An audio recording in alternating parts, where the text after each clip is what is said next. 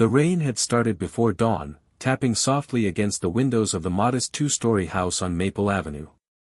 The sound was gentle but insistent, the kind of drizzle that never quite stops. It lingers, seeps into your clothes, your skin, and maybe even your thoughts. Ethan Walker stood by the kitchen counter, a half-empty mug of coffee cooling beside him. The clock read 6:12 a.m. The smell of rain mixed with the faint aroma of the roast he'd made half an hour earlier. Across the room, the digital calendar on the fridge blinked. Thursday, November 9th. He stared at it for a moment longer than necessary. Something about that date felt heavy, though he couldn't have said why. Upstairs, he could hear the sound of the shower running. Hannah was getting ready for work. The water always ran a little longer these days, 10, maybe 15 minutes more than it used to. He told himself not to notice. But he did. Every single time. They'd been married for 11 years. No kids, by choice at first, then by chance, then, by silence. He taught social studies at Roosevelt High, she worked in marketing for a tech company downtown. Their lives were built on small routines, morning coffee, evening TV, the occasional dinner out on weekends. Simple, reliable, until lately. He took a sip of his coffee.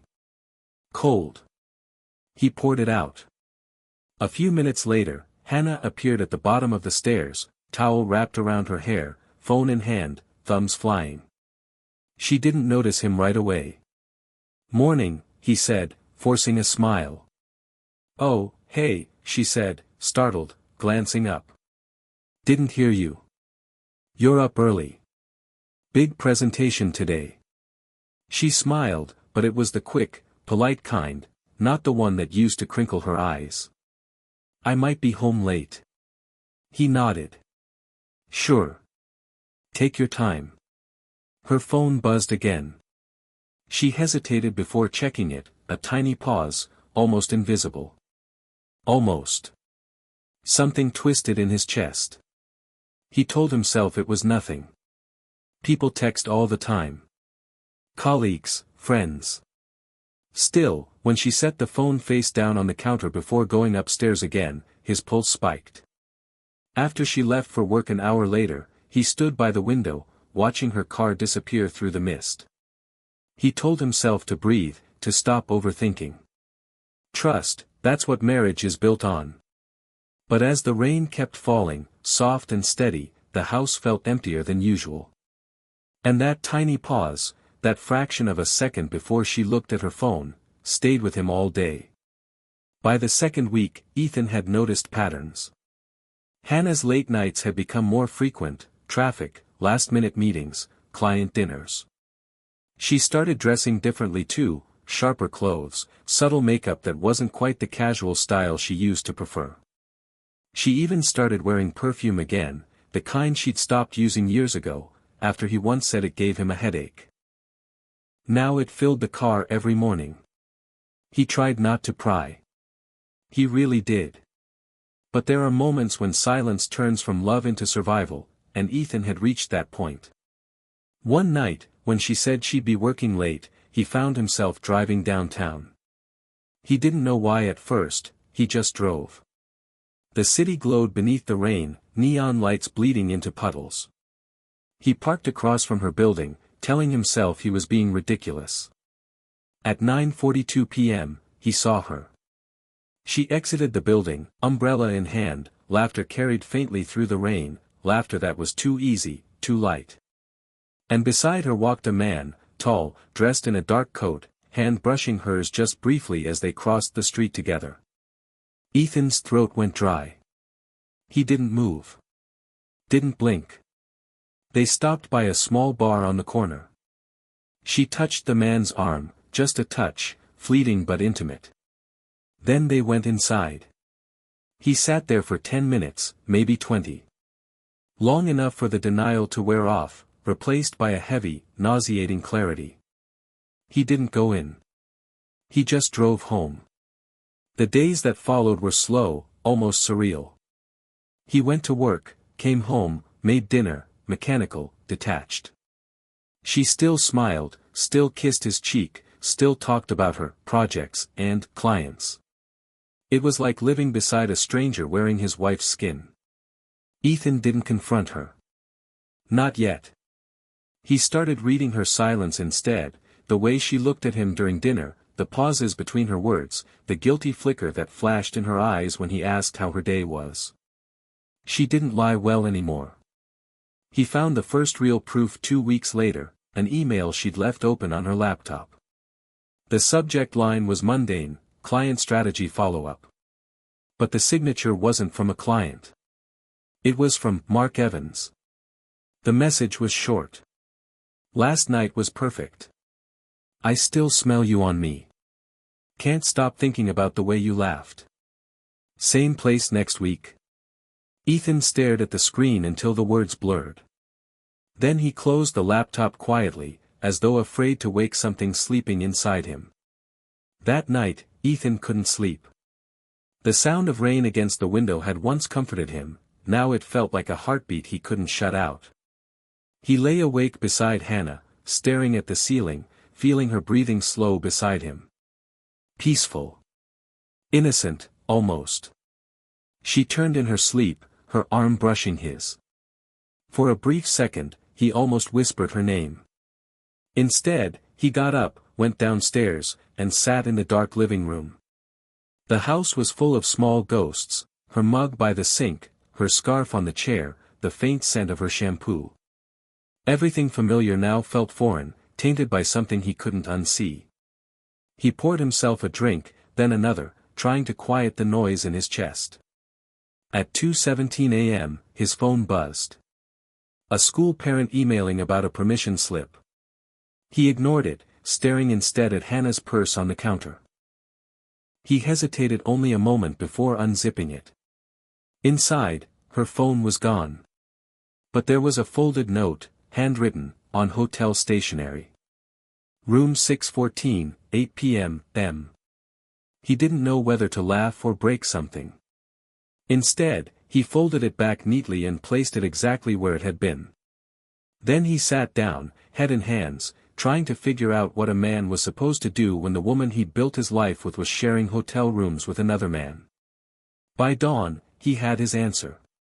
He wasn't going to scream. He wasn't going to beg. He was going to watch.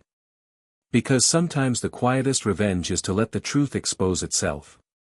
The next evening, he parked 2 blocks away from the Kavanaugh, a sleek downtown hotel near the waterfront. The kind of place for business travelers and discreet affairs. The rain had paused, but the air smelled wet and electric. He checked his watch, 7:48 p.m. At 8:03, Hannah arrived. She wore a black coat, hair loose, makeup subtle but deliberate. He watched her hand tremble slightly as she adjusted her purse strap. She glanced around, not nervously, but expectantly. Then she went inside. Ethan waited. 10 minutes. Then 15. Finally, he followed. He didn't go to the front desk, he already knew the room number. He moved silently through the carpeted hallway, every step pounding in his ears. Outside room 614, he stopped. The door was slightly ajar. Not wide, just enough for a sliver of light to spill into the corridor. Voices drifted out, muffled, low. Laughter, then silence, then the unmistakable rhythm of something that once belonged only to him. He stood there, frozen. There are moments that divide a life into before and after. This was his. He didn't burst in. Didn't make a scene. He simply stepped back, turned around, and walked away. By the time he reached his car, his hands were shaking, but his eyes were dry. The betrayal was too deep for tears. He drove aimlessly for hours through the city, past coffee shops still lit, past the pier where they'd once shared clam chowder in the rain, past the park where he proposed 12 years ago. Every place now felt contaminated, hollow. By the time he got home, dawn was breaking again. He sat at the kitchen table, opened his laptop, and wrote a single email. Subject, transfer request, Roosevelt High. Principal Miller. I'd like to request a relocation to the Tacoma district next semester. Family matters. Thank you for understanding. He hit send. Then he deleted every photo of them together from his phone. Every single. 1.3 days later, she finally noticed the silence. Ethan had stopped asking where she'd been, stopped waiting up, stopped pretending. The distance was so thick she could feel it when she walked into a room. On Friday night, after dinner, she finally asked. Ethan, are you okay? He looked up from the sink. Yeah. Why? You've been quiet. He dried his hands slowly. I could ask you the same thing. Her eyes flickered, guilt, fear, calculation, then she looked away. Work's been crazy. Yeah. I know. A pause. She sensed it, that something had shifted. What's that supposed to mean? He turned, meeting her gaze. It means I was at the Kavanaugh Tuesday night. The words hit her like a slap. Her mouth opened, then closed again. Ethan. I don't. His voice was low, steady, almost gentle. Please. Don't. Tears welled in her eyes. It wasn't what you think. Really? He laughed softly, bitterly. Because I think it was you and some guy named Mark in a hotel room, and I think it's exactly what I think. She crumbled into silence, a single tear tracing down her cheek. I'm sorry, she whispered. He nodded once. Yeah. You are. Ethan, please, it just happened, I didn't. He raised a hand. Stop. Don't try to fix it. You made your choice. I still love you, she said, voice breaking. He smiled sadly. No. You love the version of me that wouldn't find out. He moved out 2 weeks later. No shouting, no drama. He packed a suitcase, took the photo of his parents from the mantel, and left the house key on the counter. It was raining again, of course it was. The same soft, endless drizzle that had followed him since the morning he'd first felt something was wrong. She tried calling at first. Then texting. Then nothing.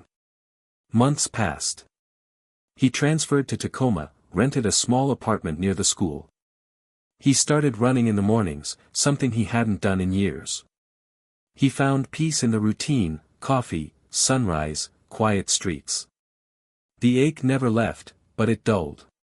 One day in February, he got an envelope in the mail. No return address. Inside, a single photograph, the two of them, taken on their anniversary trip to Oregon years ago. On the back, her handwriting.